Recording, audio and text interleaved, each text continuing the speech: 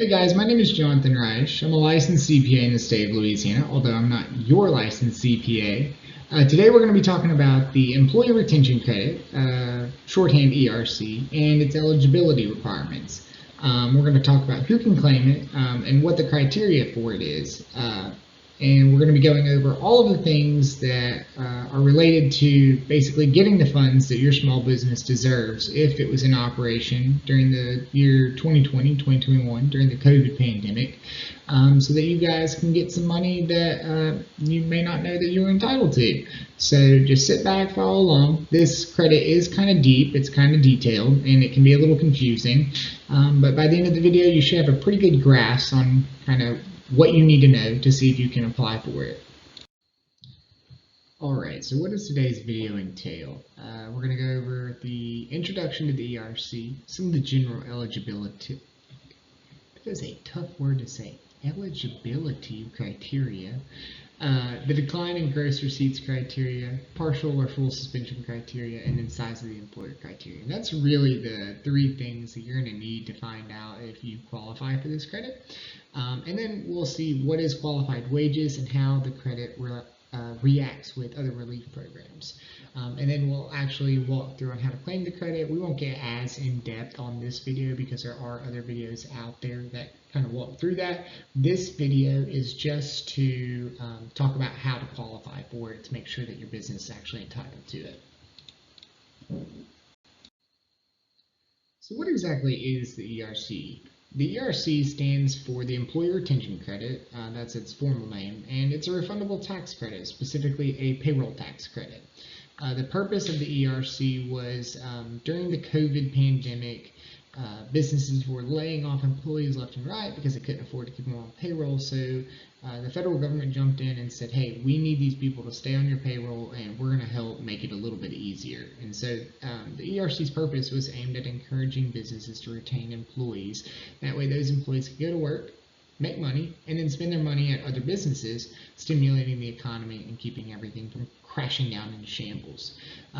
It was introduced literally for that reason, to help ensure that we didn't have a market crash, the economy crash, and this is kind of the federal government's way of stemming that. So now here in 2025, it's not as important, but if you were a business who was operating during 2020 and 2021, you could have hundreds of thousands of dollars on the table, so it's important to know if you qualify for it so that you can go and get the funds that you are rightfully owed. Alright, so let's talk about some of the general eligibility criteria. I finally got that word nailed down. There are three main types of criteria that a business needs to meet in order to be able to take the tax credit. The first is the significant decline in receipts. Businesses that experience a significant decline in gross receipts are eligible.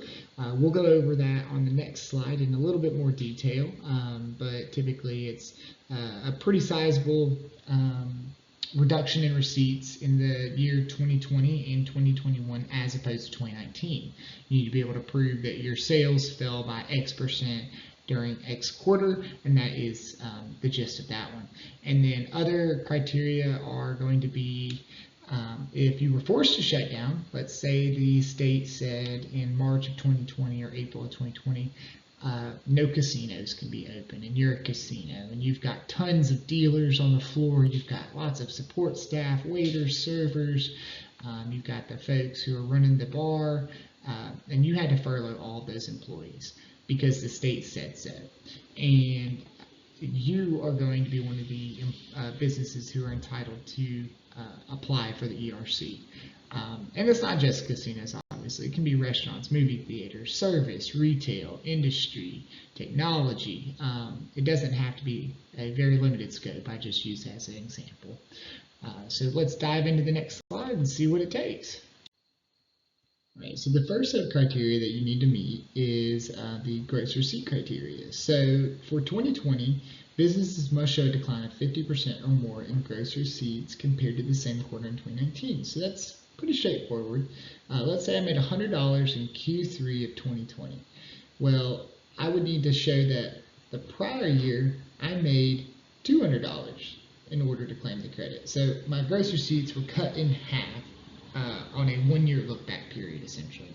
In 2021, it's a similar, but just a different percentage. So businesses must show a calendar quarter in 2021 in which sales were less than 80% of the same quarter in 2019. So in 2019, if I made $100 in Q4, maybe it's Christmas season and I'm a retail vendor, if I made $100 in Q4, well, in order to claim the credit for 2021 for that quarter, I would need to show that I made $79, less than 80%.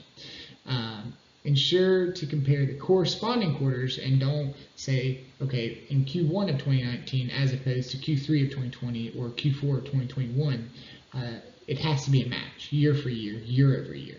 And that is how you can meet the gross receipts criteria for the ERC. And then the next slide, we'll talk about the size of the employer and what are qualified wages. So basically, you want to make sure that anything that you're trying to claim for these quarters is allowed. And we'll talk a little bit more about that in just a second. Alright, this slide is where a lot of people are going to get in trouble, so just follow along.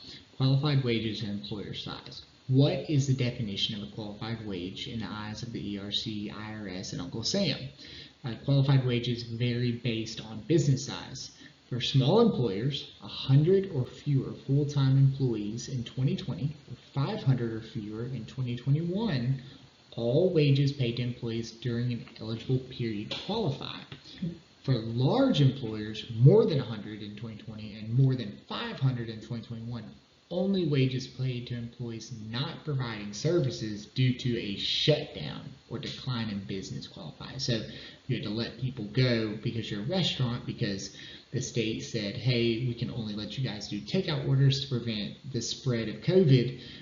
Those are going to be the ones that qualify.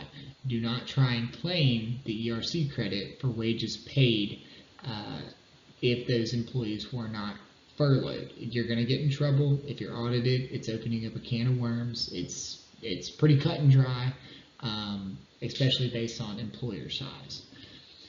Wages for what time period? So the 2020 ERC only covers wages paid from March 13, 2020 to 12/31/2020. And for 2021, the ERC covers wages from January 1st, 2021 to September 30th, 2021, unless qualifying as a recovery startup business, which extends it to 12/31. Full or partial suspension criteria. This one's going to be pretty short because it's very simple, very easy. So if the state, Fed, your local municipality say, hey, you guys have to stop serving food or showing movies, or you have to close down your gym because we're trying to prevent the spread of COVID, you're going to meet this criteria. But you should definitely keep a record of the forced mandated shutdown in case you ever are audited. Capacity restrictions are also going to fall into this. So like if you were, let's pick up another restaurant or buffet, and usually you could seat 400 guests, and now you're only allowed to seat 50 because they all have to be 6 feet apart, and that's going to affect your revenue and operating capacity. You will also be able to meet this criteria. Now I do want to remind you only have to meet one of the 3 criteria in order to qualify for the ERC. So interactions with other relief programs from the COVID-19 pandemic. Businesses can qualify for both the ERC and the PPP, Paycheck Protection Program. However, employers must ensure that the same wages are not claimed for both the ERC and PPP. Utilizing both programs can provide significant relief to businesses during those challenging COVID times, but you have to just make sure that you are not trying to double dip. Otherwise, that can lead to audits, and you're going to have to pay some of those credits back. Claiming the credit is relatively easy. You'll report your qualified wages on a Form 941. Form 941 is a quarterly payroll tax return. And since it's going to be amended for prior periods, because the credit was for 2020 and 2021, it'd be a Form 941X. And then small employers can request to have their payments advanced using Form 7200. But that's really not what this video entails. This is more so, do you qualify for the credit? There are videos out there on actually claiming the ERC, walking through the calculations to populate that Form 941X, but that is not going to be in this video. It's pretty straightforward. It's not rocket science, just a little bit of math. So on to the next. The ERC offers crucial financial support to businesses facing those economic challenges during 2020 and 2021. Employers should carefully assess their eligibility. Now that you know what the eligibility is, things like the government mandated shutdowns or the gross receipts decline, you can kind of assess yourself to see if you qualify for this credit and if you should go file a Form 941X. If you're unsure, seek guidance from a tax expert and they can help walk you through it. But you should consider claiming the credit if you have not already, because there could be hundreds of thousands of dollars on the line if you have not already taken it.